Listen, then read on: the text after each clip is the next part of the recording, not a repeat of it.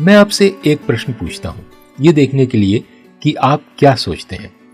कोई भी यीशु का अनुयायी जिसे ये एहसास नहीं है कि वे आत्मिक युद्ध के मैदान में रह रहे हैं, तो आप उनके बारे में क्या सोचते हैं।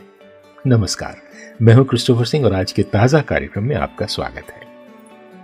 आत्मसंतोष उस नए जीवन का घातक शत्रु है जिसे हमें देने के लिए प्रभु यीशु मर गए और फिर से जी उठे। हो सकता है कि हम ये सुनना न चाहें, लेकिन यही कारण है कि परमेश्वर के बहुत से लोग उस समृद्ध प्रचुर जीवन को पाने से चूक जाते हैं जिसे उन्हें देने की उसने योजना बनाई थी। आइए एक कदम पीछे चलें। क्या होता यदि वादा किए गए देश में जाने के लिए इज़राइल ने जॉर्डन नदी को कभी पार नहीं किया होता?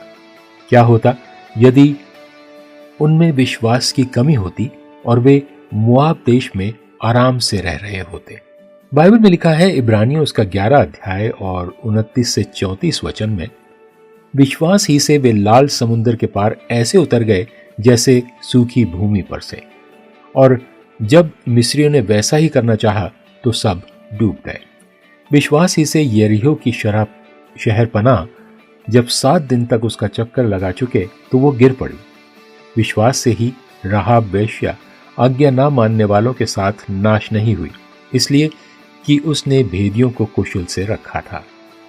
अब और क्या कहूं, क्योंकि समय नहीं रहा कि गिदौन का और बाराक और समसून का और यिफ्ताह का और दाऊद का और शामुएल का और भविष्यवक्ताओं का वर्णन करूं। इन्होंने विश्वास ही के द्वारा राज्य जीते, धर्म के काम किए, प्रतिज्ञा की हुई वस्तुएं प्राप्त की, सिंहों के मुंह बंद किए, आग की ज्वाला को ठंडा किया, तलवार की धार से बच निकले, निर्बलता में बलवंत हुए, लड़ाई में वीर हुए और विदेशियों की फौजों को मार भगाया। इज़राइल का ये वादा कि नई भूमि आसानी से नहीं मिल गई है, उन्हें इसे लेना पड़ा, युद्ध पर युद्ध करके। और उस परिच्छेद में परमेश्वर के बाकी लोगों को देखें। विश्वासपूर्ण पदयात्रा का अर्थ है युद्ध पर युद्ध पर युद्ध।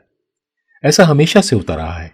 लापरवाह मत बनिए, क्योंकि यह परमेश्वर का ताजा वचन है आज आपके लिए।